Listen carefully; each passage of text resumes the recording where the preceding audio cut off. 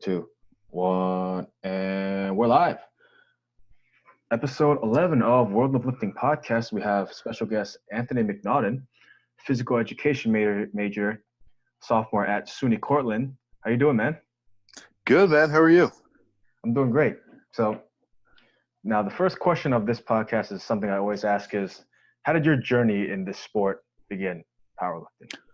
All right. So ever since I was a little kid, you guys are gonna laugh, but I always looked up to the Hulk and how strong he was. So that's the origins. And now we take it a few years later. I'm in high school. I'm playing football. Gotta get big because I wanted to play college football. Okay. Started transitioning over from, more physique training after my bodybuilding competition to strength oriented training to get stronger for football. Now, I didn't know powerlifting was a real sport until after my car accident I had right before my freshman year of college. So with that being said, what did the car accident have to do with powerlifting? Yeah, so this is where I'm getting into it. So now I couldn't play football anymore because that was my fourth concussion diagnosed. Oh, shit. And yeah, so I was like, what am I going to do? Like, I can't play any sports in my life. Now, we'll get further into it, but that's where it all started.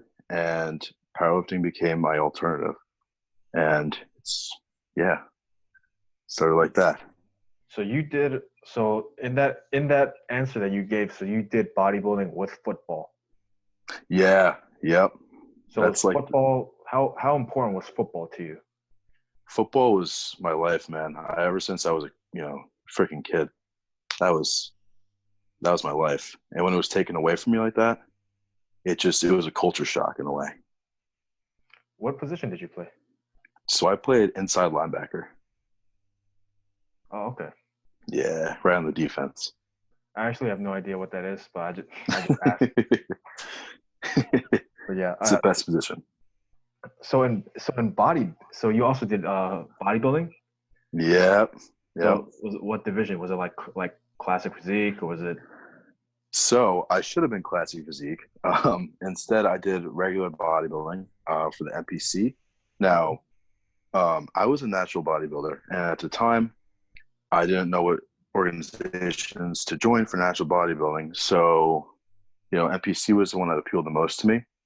So I picked that one, rolled with it. And even though that I wasn't on any performance-enhancing drugs, I proved to myself that with, hard work and dedication, you could do whatever you want, because I ultimately did really good and I placed first. So that just went to show that, dedication precedes all. What did you have to do for bodybuilding? Because obviously there's the dieting, there's the training, yeah, man, getting shredded and all that. Yeah. So how much do you weigh right now? So right now, little off-season bump, but we're weighing in at 218.6 as of this morning. Floating around 220 usually during the night, because you eat food and everything. But that's where I'm weighing in.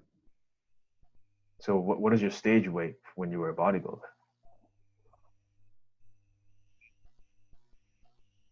My stage weight was 142.7. That's what I weighed in.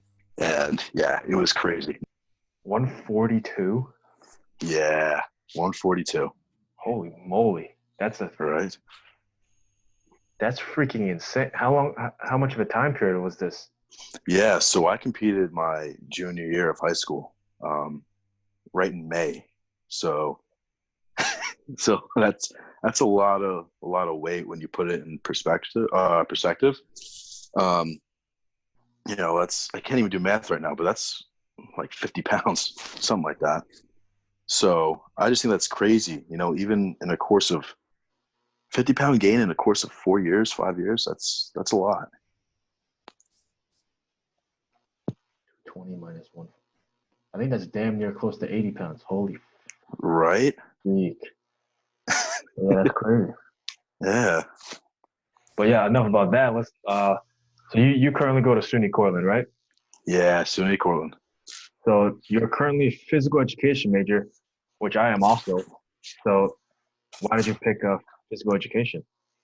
So this is a very at first it was more of, oh wow, being a physical education teacher. I want to be a teacher in general. This is my idea before I'm going into college. I want to be a teacher in general. Now, physical education appeared out to me because I want to be a coach at the same time. So, I mean, that doesn't really necessarily have to be the case, but at first I thought it was that. Um, as freshman year went on, I started contemplating whether I should be exercise science or physical education. And that's because, I started getting into more coursework during my second semester, and I was like contemplating, is this really worth it? Because I was a part of a scholarship. I am a part of a scholarship program that allows you to do field work during your freshman year, which you really wouldn't do until junior year. So once I started What, working with, student teaching? Is that what you're talking yeah, about? What? yes, yeah, man. So I'm already been placed into schools and observing and everything at freshman year. So I just graduated high school and I'm working with kids that are in high school. So um, it was really weird, but flash forward to this year, the end of this year, I'm starting to see the true beauty of being a teacher, or true beauty, whatever. um, but it's starting to appear to me more that this is what I want to do, not only because I just want to be a physical education teacher and a coach, but I want to be there for the kids. A big part of schooling is, I feel, it's the spirit in the school district. And think about it, without physical education, like, that would be a lot different, I feel like. Yeah, well, they talk about how physical education is supposed to take the kids away from the stresses of schoolwork for one period, Yeah, and combined with the fact that America is not a very healthy country in general already. yeah, So exactly. yeah, and So, yeah, to add to that, basically, you just brought up a great point about how that takes, it's an hour to really decompress and to really just enjoy yourself. Um, a lot of Americans, like you said, it's not the healthiest country. A lot of Americans are struggling with obesity at such a young age. Well, now especially, due to the fact that, I've been working with low income schools, and we've been seeing that, lower income areas usually have high rates of obesity and health problems at a younger age. And that's because, think about it, they can't afford, you know, quality meals every single night. They need to, they need to find what's best for them financially. So it's the fast food places. So I think an hour of physical education a day is imperative for students that, are living in low income areas and, um, and that don't get that much exercise sometimes. So, yeah. I think the low income neighborhoods that have the diet issue, I think that's starting to people are starting to be more aware of that. Yeah. I think they're setting up like community gardens for like more vegetables. They're starting to get like build like tear down like useless buildings, make like supermarkets for like get more healthier options, possibly Yeah. at a cheaper price. I'm not sure, Yeah. but at least it's something's happening.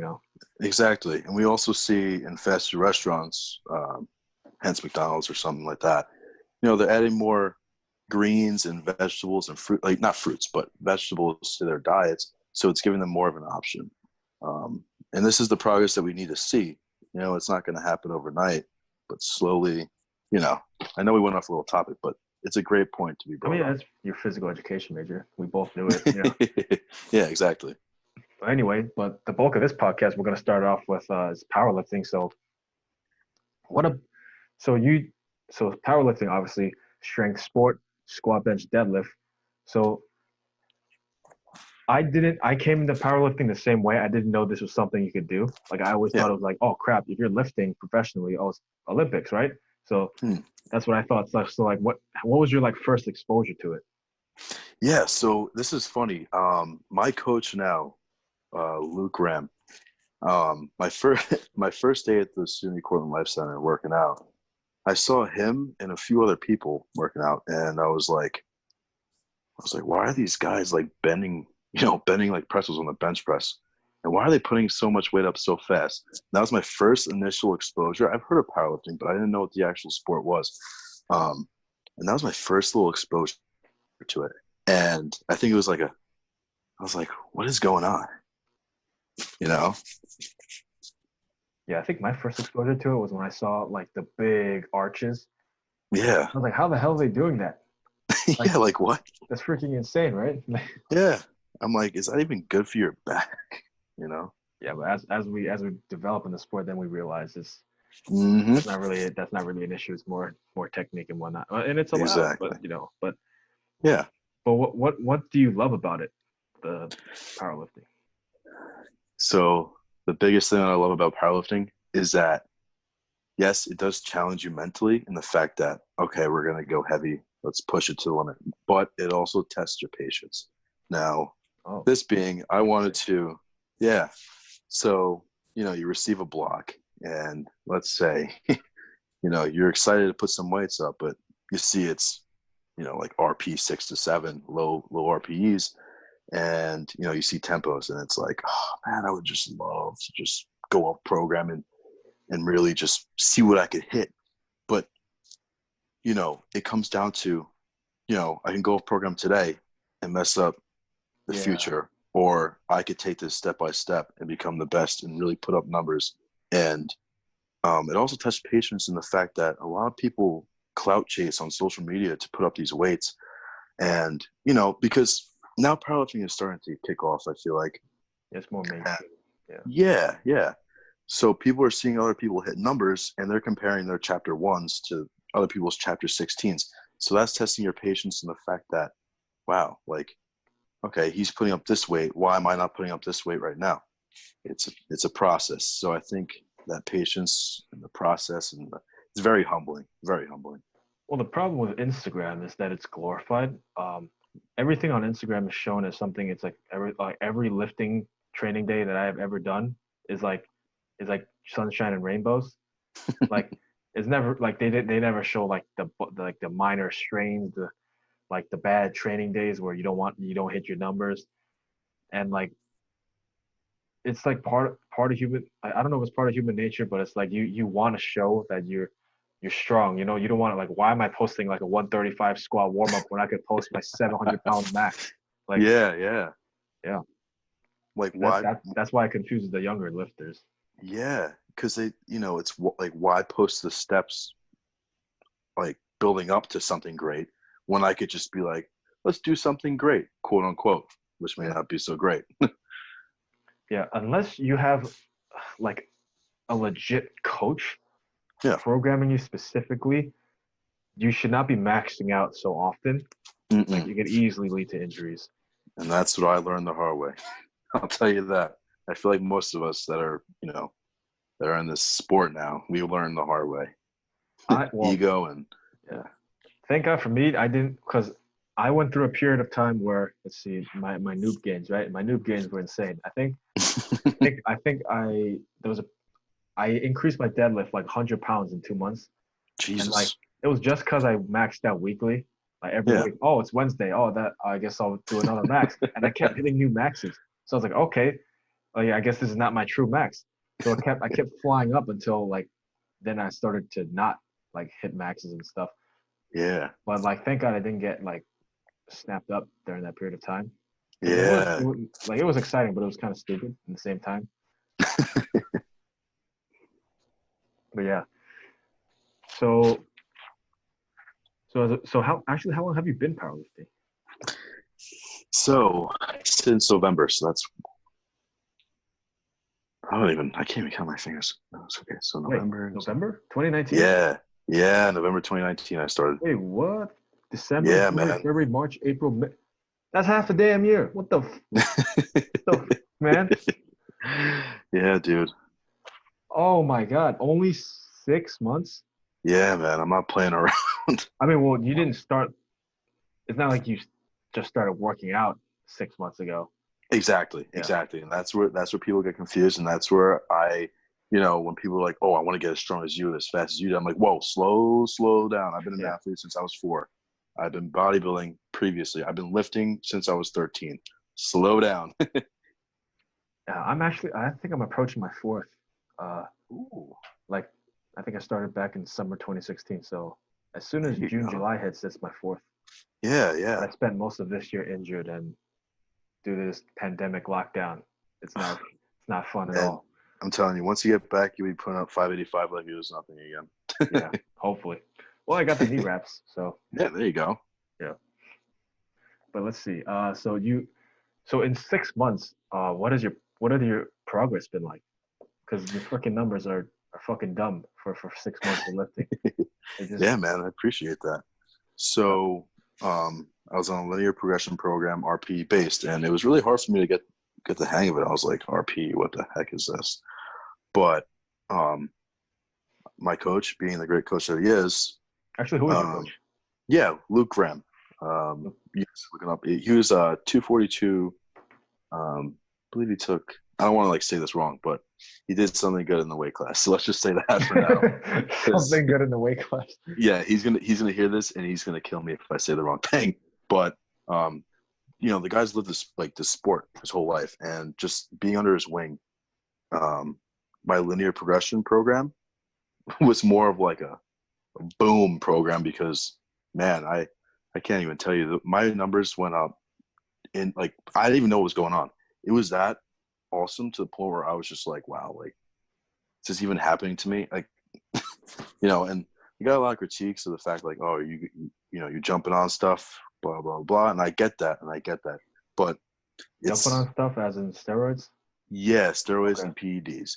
Now, the biggest thing is the newbie gains. It's the newbie gains that are happening, and that's because I never powerlifted in my life. So once I'm taking this powerlifting training, it's the newbie gains. But I already had a foundation to build on.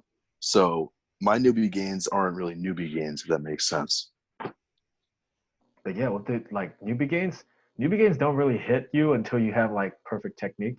Once you get the form down, your freaking weights just skyrocket. Yeah, and it took me where like the leverage is. Yeah, it took me months until once I did peak, it was crazy. But even like it took me 2 months to really get everything down. Right before I meet, that's when I started getting everything down. Okay, so let's see. 6 months of lifting. I think you have a 420 bench. Yeah, 420. Yep. 420. So that's the only thing I know because that just stuck out to me. I'm like, what the hell? 420. So what is your squat and deadlift? I never really paid attention to that. Yeah, so my squat, I'm not really able to go off program or anything. So when I was able to have fun after my meet, I hit a 605 single squat. And my deadlift, so my best deadlift is a 615, but that was before my meet, a week before or 2 weeks before my meet. So I haven't tested my deadlift in so long. But we're building. I've been doing singles with 600 pounds for the last few SPD days that I've had.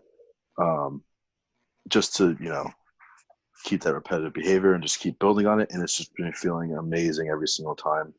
Not even just feeling it's just moving the way that it should. So I know we're going to build up to something really good in the future. Taking the time though, because I'm not trying to rush into anything. I know I could do something big, but like I said before, it's the patience and the process. So 605, 420, 615. I just did the math. That's freaking 1640. What the frick, man? So that's all done under 220. Yeah. Yep. I weighed in 205. I did a mock meet, a week or two after my real meet, and that's when I hit those numbers. So, yeah. Is that a thing? You max out again right after a meet? Yeah. So you want to know what's funny? I feel like I didn't have a justice in my meet, and that sounds stupid, blah, blah, blah. And I also was turning 20. So I wanted to lock in my last final numbers. So I was like, okay, you know what? This might not be the best idea, but we're going to do it because. Leaving the sub juniors, right? Yeah, leaving the sub juniors. So there we go. So you wait, because I don't know how you do that. Because I remember after my first meet, I didn't want to lift, man. I was so trashed. Like my CNS was just done. I was like, I was just thinking take some time off and just eat. Man, that's the part of me that's just like confused as to why. Maybe it was because I wanted to, beat the time and get my weights in before I was not a sub junior anymore. I think that was the reason. But was I working hard enough? I think I was. But man, that meet, not even that meet in general. We'll talk about it later, but I have so many goals. Oh yeah, well, That'd be, that's yeah. what we're talking about right now, actually. But Oh, so cool. you have 6 months of training. You gain a 605 squat, 420 bench, 615. 615 deadlift. Yeah. So that is only done in 6 months training. That's barely what I. That's nothing. That's not even a short term like training. So let's skip the short term question. Like what numbers do you see for yourself in like the next like 5-10 years? So being realistic, the next 5 years, and I think about, okay, so I think about this from the moment I wake up to the moment I go to bed, and it's a long-term goal that will always stick with me. So within the next 5 years, whenever that may be, because I'm not going to rush things, 500-pound bench press, 800-pound squat, and hopefully an 850 or 900 deadlift. And that's just, and I have that goal, and it's planted in the back of my brain. It's not going to leave. It's right there. And if anyone's hearing this, hold me accountable. This, you know what? If I go back and watch this podcast, which I will, I'm going to hold myself accountable and say, he said this 5 years ago. Did I do this? And if I didn't, but I didn't try hard enough, I'll be upset. But if I tried and gave it my best and I came close, or if I beat it, boom. All right. May 18th, 2025. Look this podcast over again, and you better have those numbers. Oh yeah, man. But yeah, so I think the 500 bench is probably like it's there. Like you're freaking like the way you position your back on the bench is so like it's just Yeah. you're pressing just so efficient. Thanks, Me on the man. other hand, I had a torn shoulder. I was barely benching anything. Like, Oh yeah. God. So you have those numbers. So you have those goals as your numbers as your goals. Are there any like awards that you are looking for? Any accolades like titles? Yeah, man. So this year, gonna make a bang in the USAPL. Now, USAPL, not yeah, USPA. no, I'm switching over for reasons that I'm still trying to digest. Not really digest, but trying to put them into words. But I know what I'm doing. I have a concrete plan. I'm working with my coach now.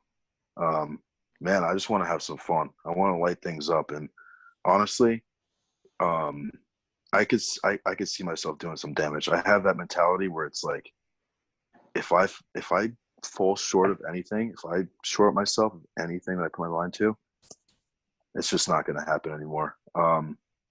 You're going to physically have to take something from me in order for something to leave my arms. So, like that being said, the car accident took football away from me. That's the only thing that could take it away from me. Nothing else. Same with this sport, except this is my last hoorah, I guess you could say, in the athletic industry, because I know I'm not going to be doing any other sport in the future.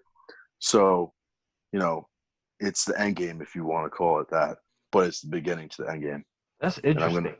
Yeah. Someone said what you just said on another episode that I did back. I forgot who said it, but they said the exact same thing. Like they had a bad injury. It took a sport that they loved away from them. Now that they discovered powerlifting, and they were like, yo, this is like the last thing I have to make an impact in this freaking world. And I'm gonna freaking like drive it through 100%. Man, That's really interesting. Yeah, whoever that was, we give him a virtual fist bump. That's me too. Just because I was I was a wrestler. I really wanted to wrestle in college. Oh wow. And I ended up tearing my shoulder, right? It was like one of the most stacked brackets I've ever freaking seen. Like they put me in a second bracket. I had to win in this bracket to make it into the real bracket. I had to wrestle so many matches. I ended up let's see. So one match I ended up ripped, like there was a pop, and I was like, oh fuck. And then and then after the match, I went to the trainer, and it was chill that day. But after that, it kept like popping out, like it kept dislocating. And even during my first meet, it was still torn. But eventually I got it fixed. But yeah, it took wrestling away from me. So yeah. Man, you've had your battles, man. I'll say that. For 2 years, that shoulder has been torn. Oh, they had to take the whole ass ligament away from me to leave wrestling. Jesus. Hey man, but look at you, you're doing good stuff. Yeah. Definitely. So that crap. I forgot what you said about your meet goals. So you're in USAPL. USAPL. Yep. You said it was gonna be fun. I don't know if that's gonna be fun, man. The stiff bars. Oh, fucking getting used to that. I'll tell you that, man. I'm getting used to that freaking stiff bar. USAPL is the is the key to IPF, though. They have their own Yeah, pathways to make it to and that is my goal. That is, I didn't want to like really kind of, but that's what I'm looking at. IPF, IPF man. world champion. Yeah, one day. What's wrong? What's wrong with saying it, man? You still got Yeah. 5 years. You gotta look at this shit again later. You're right. You're right. You're right. Yeah. Oh man, Yeah. Actually, let's talk about the federations. Actually, let's do it. as if you guys are in powerlifting, you know that there's like I don't know how many federations, but there's so many. Oh yeah, It has it's to like be in the triple digits. RPS. Yeah. But like the most famous, I would imagine, just because of Larry Wheels, RPS is known, USAPL, USPA, IP. Actually, not scratch that. There are so many famous ones. There's so Right. like, but yeah, the only problem is that I think the reason that there's so many is because like too many people couldn't decide on like their own standards or something. Yep. Yep. There's a lot of controversy Yeah. when it comes to standards. So that that puts a lot of lots of controversy in this sport. I feel like, because you qualify with these numbers in that federation, but I qualify, and it's like, Oh, are your yeah. numbers legit? Or my like? It's I like, was come on. I was thinking more on the top level where because when lifters when they train up to an all-time world record and they know they can break it, Yeah. they look for the federations that have the most strict judging, so they can legitimize their lifts. But then there Absolutely. are some lifters that I don't know if it's on purpose, but they go to like other federations where judging a little bit on the softer side, where I've seen like like they don't even hit parallel, but they still get white lights, and I'm like, what the fuck? Yeah. Yeah. It's like, Like what the that's a little heck? weird, right? Yeah. Like Something's a little fishy. it's like 800 plus pounds is impressive, but it's like, does that really deserve white lights? Yeah. Yeah. I could Yeah, think of countless amount of times that I've seen stuff like that go down. And listen, I'm not going to be the guy that says, "Hey, yeah, you were squatting 100." Like, kudos, man. You had 800 pounds on your back. I'm not going to be the guy that squats 200 pounds less than you, saying, "Oh, I think you should." Blah blah blah. I don't care. But I think that as an organizational runner, someone that I think there needs to be regulations that apply to every federation just to keep the sport of powerlifting as a whole to its morale. I feel like, or morals. yeah. Because it's weird because records don't even make sense anymore. Because No. like in Olympic weightlifting, they have their own standard. It's called IWF. That's like Yeah. it's not really a federation, but it's like a whole organization for it. And Yeah. every record is recorded there, and it's like only one record in that category. And if you Oh, want to wow. break it, you have to get that number. Like in powerlifting, like I think the record for my weight class, I think I'm 198. I think it's somewhere in the 700s, right? But I Yeah. could easily go to another federation where it's like 500 and be like, oh, I'm a record holder now. So that's like a weird part of powerlifting. Yeah, right? Yeah, 100%. 100%. And that's another reason why I wanted to go to the USAPL was because I'm not bashing on any other federation, not at all, because USPA, they throw great meets. They have elite athletes there. But comparing the standards of kids that are my age, my weight, etc., to USPA versus USAPL, there are a lot more competitive guys in the USAPL.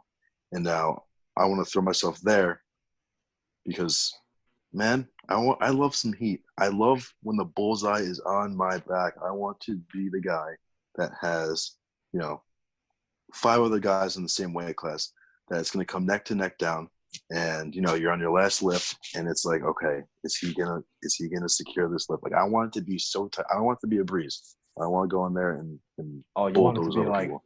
like everyone is tied for first, and like whoever takes like Oh yeah, man. oh Like damn, like some Rocky pressure's on. Balboa, like But I want competition, man. I love feeding off that energy that, obviously I'm going to keep it professional and I'm going to be supportive of other people. But when it comes down to, all right, who's going to prove themselves now in this time? So you don't like blowing people out of the water? Like you don't like taking first place by Okay, like I 10? do.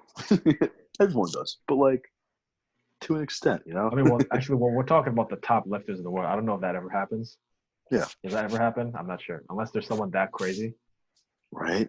I don't really see that happening where someone gets blown out of the water in the professional side of powerlifting. No, it's always usually close. Yeah, especially in IPF worlds. My God. Oh yeah, Battles. it's man, it's an excitement to watch every single year. I think a good Not one every was single year, every Brett single Gibbs and Russell Orhe. Yeah, that was definitely a good one. Oh my God. Oh yeah, 100%. Back and forth, and then I don't know if Russell ever beat him. Did he? I don't think he did. I Yeah, don't think he did. I think Brett Gibbs still has that. yeah. I think Brett ended up cutting or moving up. I don't know. Yeah, I think he bumped up some. Maybe he cut down. I think it's either one or the other, but he's not 83 anymore. But yeah, but when he was 83, holy frick, man! Oh yeah. All the world titles were his. Yeah, yeah. Oh, okay. Well, so how many times have you competed? Yeah, one time. Oh, just once? Oh, that Just meet once. that on your Instagram, that's the only time you ever. Damn. That's the only one. So it was a USAP meet. Yeah. So USPA, yep. what was the name of the meet? So it was the Drug Tested Winter Classic. It was held up in like the Buffalo area of New York. So I was going to school at the time. So yeah, especially from Long Island, but like I was at school already, so it was like 3 hours. Stayed at a hotel overnight. Yeah. It's called the Winter Class. So is it like a Christmas time? Yeah, it was like it was in February, so it was kind of like. Wait, what? Is it February? Yeah. Wait, just before the lockdown? Yep. Holy! Well, you just made it. Congrats. Yeah, February 22nd. So wait, was that where you hit 605, 420, 615, or those? So my competition numbers, my squat was horrendous. I'm gonna say anyway, but I got nervous. I don't know what happened to me. I only ended up with second attempt 562. It moved super nice. My third one freaked out, so I needed redemption. So yeah, but 562 squat, 402 and a half bench, and then 606 deadlift. I just cut it there because on my third attempt, something didn't feel right in my hip. So I was like, nope, not going to risk anything. You are a sumo deadlifter, right? I'm in the process of transitioning. No. I know. Dude, it's a sad reality. Wait, what? Is it like because of your body type favors that, or is it? Yeah. It does? Yep. Okay. It does. It 100% does. And I won't even lie to you. Like I'm made for conventional, you know. And as much as I love sumo, it's like a love triangle going on here. I don't know who to pick, but yeah, it's crazy, man. So I guess when you I don't know what weight you judge, like if you're gonna have a good day. I usually when I go for a max, I usually judge it off by how 315 feels. Yeah. Like see like, oh yeah, okay, if 315 if you moves like this damn like shitty, like there's no way I'm gonna hit like 600. Yeah. But yeah, so I'm guessing like you hit some higher percentage weight with conventional and it just freaking like flew up. Yeah. So I've been doing conventional for about 2 months now. Okay.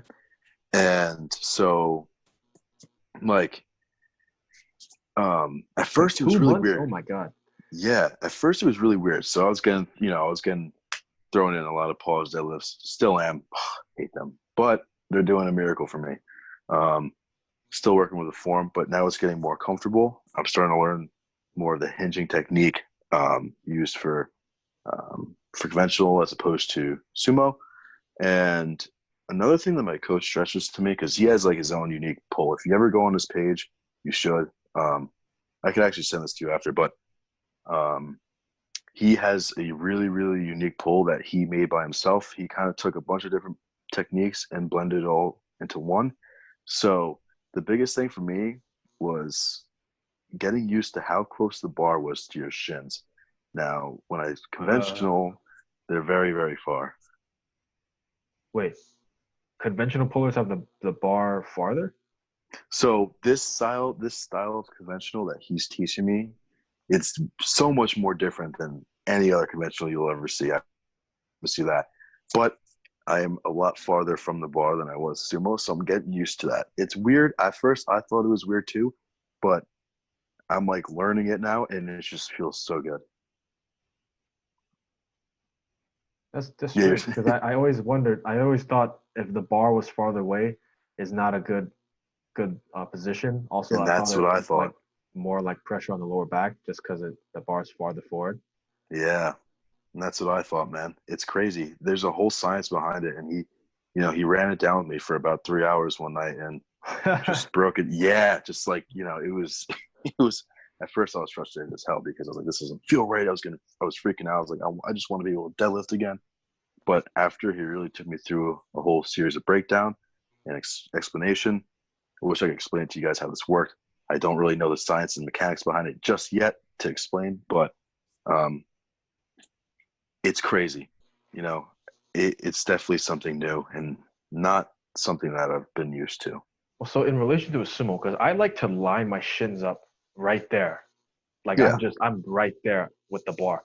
So in your new style of pulling with your coach, like is the bar like midfoot, like out to your toes now, or is it like Yeah. So my cue that I cue myself on is cut the toes off of the bar. So like the bar is right underneath like where your toes are. So it's so it's pretty far. yeah, that is pretty far. Holy moly. Yeah, So are you like yeah, more lean? Is it like a more lean forward type of position? yeah. So it's kind of, I would say it's more leaned over, but in a way that it's more of instead of you bending down and grabbing the bar, um, it's more it's more of a hip hinge.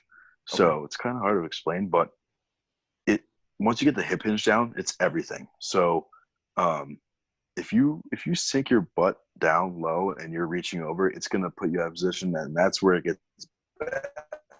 That's where it gets ugly. Injuries. But if you hip hinge perfectly, and your height from the bar is right there, it works so good. I can't even. It's the craziest feeling I've ever had on my like a deadlift before. When it first clicked, the speed, the strength, and just the way like how good it felt was incomprehensible. That's weird. That's crazy. Yeah, yeah, More industry secrets that I need to know more about. Jeez. yeah, man. I mean, I don't all I have a really shitty well, yeah, I have a pretty shitty conventional pull. As soon as I widen my legs, I'm a very quad dominant lifter. So, and I like the leg drive that I get from sumo, Yeah. not because of the fact that it cuts range of motion, you trolls. Like, Okay. I hate that controversial sumo versus conventional. And like you said to me before, like I would like um or just now actually, the whole cutting yeah. like personally to me, honestly, powerlifting is a sport moving the most amount of weight in the most efficient way. So when you see other powerlifters saying, "Oh man, you do sumo," some of it's a meme and a joke. I get that, but in reality, it's like, yeah, he's pulling more weight, which is the goal of the sport. So that's first thing. Second thing is if you don't have, you know, the proper technique to sumo pull, there is no sumo pull being initiated in the proper way. So with that being said, it took me about a year, like almost a year to like really understand what sumo was, because I would try it like when I was not powerlifting and everything. I didn't really know the mechanics. I was like, oh, less range, more weight. Um, but once I got yeah, it was not that, man, not that at all. It was a lot harder, and a lot more patience is required for sumo. As opposed to conventional. I know Grip and rip. Leo and I talk about like he does like his little grip and rip thing.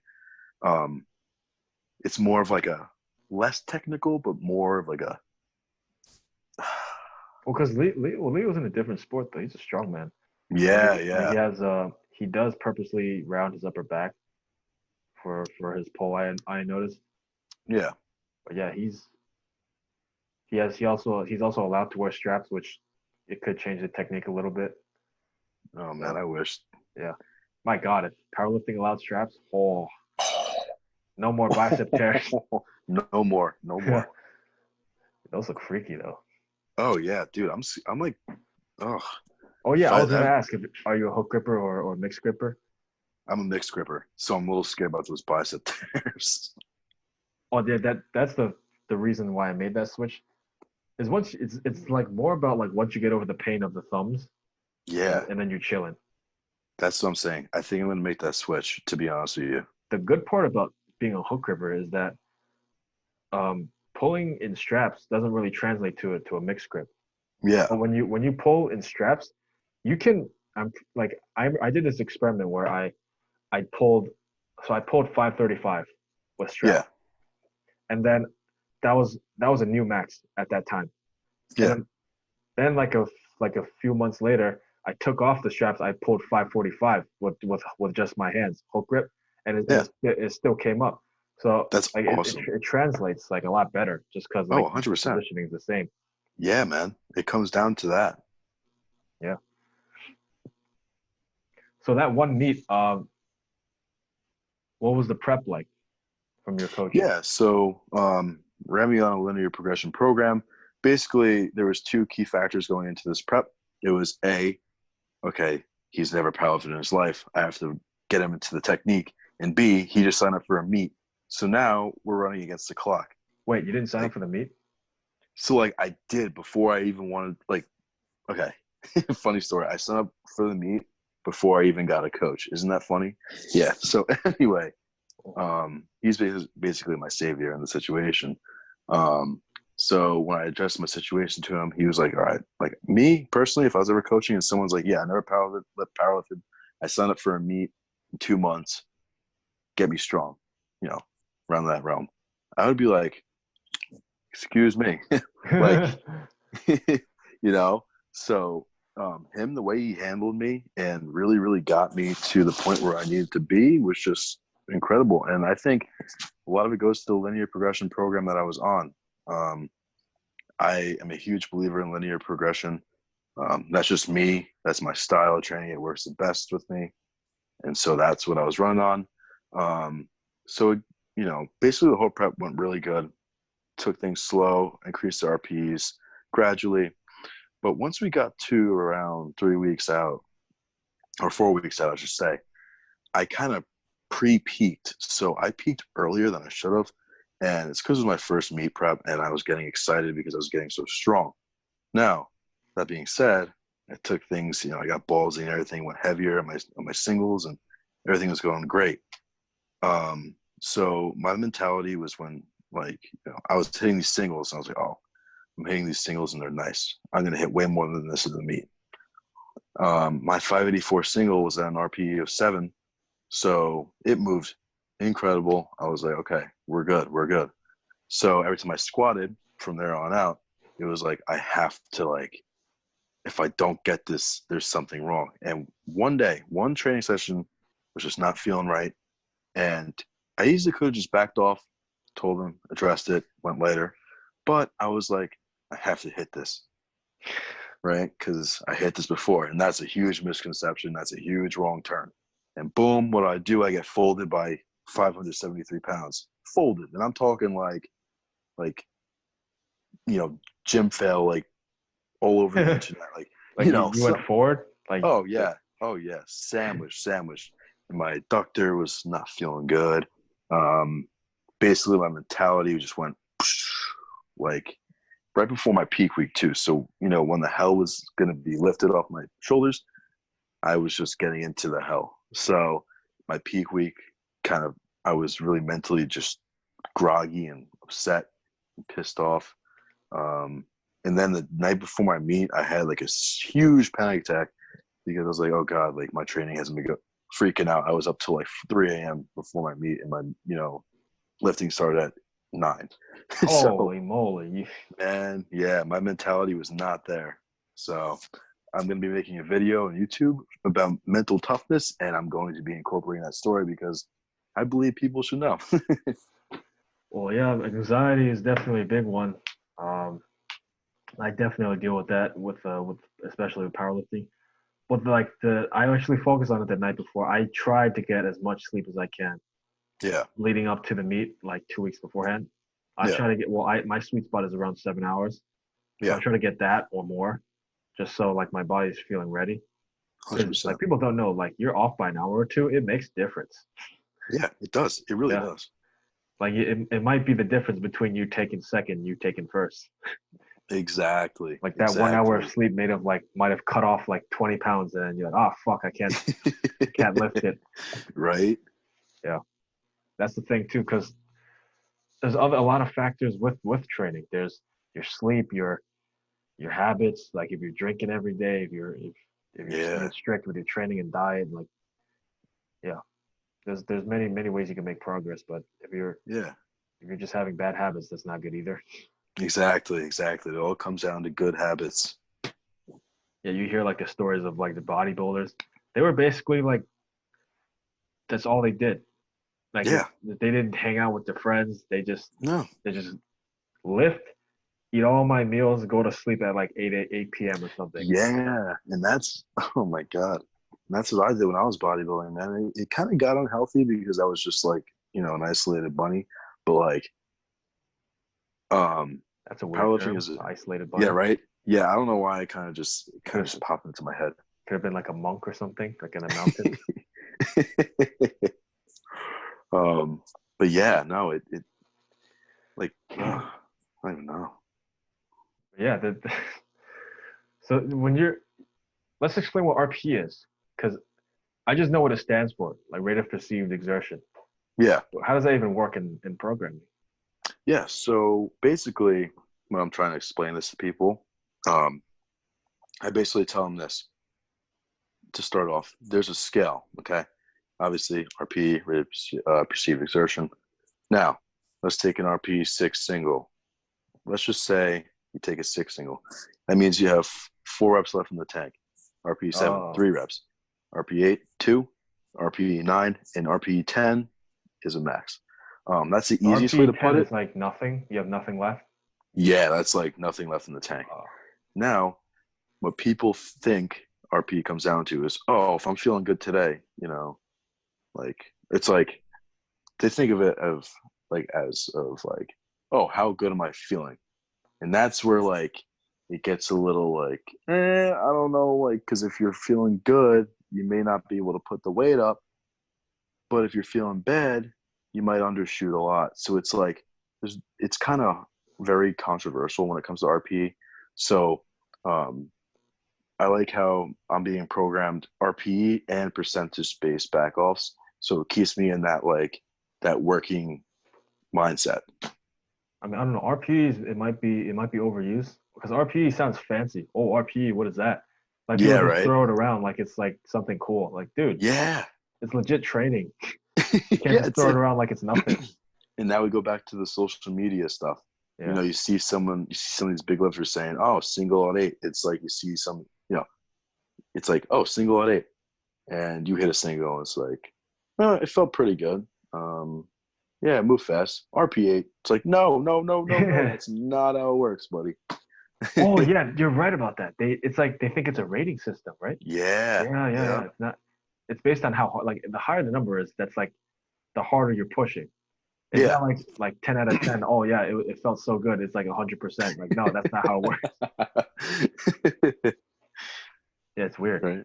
Definitely It's like weird. we're not talking about foods here. We're talking about training and Yeah. exertion, not about how good something tastes, buddy. Like, but yeah, All right, so let's talk about powerlifting techniques and I guess the controversies with that. But uh, there's not that many. Well, the only controversy in powerlifting is only the depth and how the weirder federations when they judge it, like they white light like freaking like half squats. But yeah, we have the two main techniques, which is just high bar and low bar. So are yeah. you a low bar squatter? Low bar since day one. Low bar. Oh, since day one? Oh, you always had low bar. Yeah, Wow. yeah. Well, bodybuilding days, it was like kind of like a mid bar squat, but the second I was introduced to low bar squat, took that up, and I was like running for the hills. Yeah, the concept is that the bar is just lower to the ground. So like the Yeah, gravity is just like you can engage a lot more muscles and whatnot. yeah, I personally, I have a really bad low bar squat. My high bar squat, I'm like opposite of you. I've been high bar day one since day yeah, one. Like as soon as I put low bar on my back, I struggle with like 315. Like I can't do it. Like it's just weird. yeah. It's just the way people are built. Because in a high bar squat, you're required to be a lot more upright. Mm-hmm. So I fit it. So I have a very long torso in combination with short femurs. So I Yes, just you freaking do. I just Yeah. freaking like just go up and down, upright as hell. But then when Yeah. you're low bar, you have a little bit more forward lean. You're increasing engaging that posterior chain with your glutes and everything else. Yeah. Yep. That's funny that you say that because, I played around with high bar a little bit actually a few weeks ago. Because my coach was like, same thing. Like I'm short femured and I have a longer torso, I should say, in comparison to the rest of my body. So, high bar squat, bada bang, bada boom. But I'm a weird kind of guy. So it just feels more natural as a low bar squat for me. I tried mid bar again. Mid bar is a little weird. I'm not too sure how it feels. I don't really like it, but low bar is just my natural go-to now. Um, we still have high bar squats programmed into my training just so we can keep that consistent work going in. But other than that, I don't really, I'm more of a low bar guy. Where do you rest the bar for low bar? Like right on the rear delts or? Yeah, I'm like right on the rear delts. Yep. Sometimes my shoulders, like it depends on my Yeah, shoulder mobility of the day. I was gonna ask Um, you that because yeah, dude. a lot of guys get like the elbow tendonitis and the cramps in their Yeah. shoulders while they're going down. Oh, 100%. Yeah. 100%. And you having those prior shoulder injuries is like a huge turnoff, I feel like, for you. Oh yeah, that's I actually I gave low bar a serious try after my post surgical, and I was like, Yeah. nope, fuck this. I actually use So you've seen Ben Pollock squat, right? Yeah, man. So you Yeah. know how he uses the Falcon grip, where he puts the pinky Yes. down. I actually Dude, had yes. I had to transition to that grip just because my shoulder was a little bit tight post surgery. So Hmm. I had to start using that more. That grip actually, what's funny? I just saw, I read something about that grip like 2 weeks ago, actually. And I didn't know that Ben Pollock used it. And I actually looked at his training and I was like, oh, wow, he is using the Falcon grip. And I did so I not was like, notice that. It's yeah, like I know. I his know. Falcon grip's like so extreme. Like It the is. bar, like 800 pounds is resting like that, like Literally, literally on literally. three fingers. I'm like, what the hell? So it's like, you know, when I was looking at it, I was like, wow, like, first off, how did I not notice? Like you just said, like, it's so obvious and apparent. B, I'm going to give it a shot. And when I tried it, man, I was like, nope, no, no, no, no, no, no, done, done. You're going back to what you know, because if you keep trying different things, you're going to freak yourself out. Nope, got to stay to what you know, to what you're true with. Yeah, Or stay, yeah. the thing about the dropping the pinky is more people that have tight shoulders, and Yeah. when you do that, all of the weight on the bar is on your back. Because when Yeah. you squeeze the shit out of that bar, like you kind of alleviate some of the weight. Yeah. Like when you do that, like you're 600 pounds is 600 pounds on your traps. Yeah. Regardless. Yeah, like it just weighs down more. Just when I hit that grip, Oh, yeah. obviously it's something 100%. to get used to. But like yeah, when I see I Ben like, Pollock do it, I freak out. Like what the you hell? know what's funny though? I did feel a huge difference in my shoulders, in terms of like, because I do have some kind of like pain going on right now. It's an impingement more than anything. That's not I'm good. being very careful with it. Yeah, I know. So I'm doing my rehab every night, continuing to watch out for it because I cannot afford injury right now. Um, Yeah, but when I did impingement's try it, the yeah, grinding, right? Yeah, that's not good. yeah, do not like it. Ugh, hate it. But I did feel a significant difference when I did try that Falcon grip, though. And maybe if I do perfect the form in the future, it might be something that I implement. I don't know, but I did like how it felt in my shoulders. Just felt really uncomfortable with my grip, and going down, I was scared that I was going to fall off my hands. So I mean, there's that. the Falcon grip is unique to Ben Pollock only because he does it like where it's like because originally it's just like a legit full grip. It's just the fact that the pinky's down. But the Yeah, way Ben Pollock does it, like it's just that his shoulders are so damn tight that he has to yeah, do that. Like yep, like they're freaking resting on like literally the fingertips. yeah, exactly. But yeah, like that's basically like what I think some federations like ban it. I don't think they like some federations don't allow it or something. Yeah, I don't. It's kind of like a controversial thing now, but Yeah, man. I'm a low bar guy. But yeah, like it. Yeah, but yeah, let's talk about this is the good ones, the bench arches. Because you have a pretty big bench arch, I noticed. I don't know if Yes. you get hate for it. I'm not sure. I honestly don't care. You got 420. 420 is 420. Fuck it. But Yeah, man. that So, definitely helps your shoulders, I would imagine. Because oh yeah. yeah. I feel like Oh yeah. you don't feel the impingement when you're bench pressing, do you? No, the scapular retraction, it basically, if you hit it right, if you get that nice, like if you get your scaps to really pinch and you tuck everything in, it just feels so much more natural. A lot of the, like you said, a lot of the weight's alleviated from your shoulders, your rotator cuffs, and essentially you're creating like a slingshot if you think about it. You're building tension in your scaps, and now when the bar comes down, you're building that kind of like that contraction, and once you go up, it's just, I can't even explain it. It's just the most amazing feeling that I've had in a while. And I used to Like a be, trampoline effect, kind of. yeah. You think about it like a trampoline effect. Um, I like to think about the game popcorn on the trampoline, where you're bouncing around and you're bouncing that ball, and then once you pop open, that's you pushing the rep up. It's just, I don't know. Um, that was kind of a bad reference, but we'll ignore that. How'd you figure out your bench width? Because I noticed your bench width is pretty wide. Yeah. So I was really, really bad with. So I was always a close grip bencher. It took me a long, long time to really get that wide grip bench. Um, it went from um, like the whole of my hand being where the knurling met the regular bar, like that little gap, to my thumbs, like thumb width apart. Then it went to pinky on the ring. Then it went to um, ring finger, middle finger. Now I'm on the pointer finger. So it was a Holy progression. It moly. wasn't. Yeah, it wasn't like okay, let me just do this and let's see if it works. It's like, all right, let's get this down so we get used to it and we get comfortable. So no injuries happen, no impingements that are gonna cause you in the future. I actually had a similar benching style to you. Not in the way I can't arch like you. Yeah, I don't know what it is. I don't know if it's like my spine mobility or something, but yeah, I used to have a pretty wide grip until my shoulder injury, and I was forced to do a closer grip to protect my shoulders more. yeah. I became more of a tricep pec dominant bencher, Ooh, uh, okay. taking away most of my shoulder engagement. Yeah, That's why I need to work on a more aggressive arch just so I can protect them better.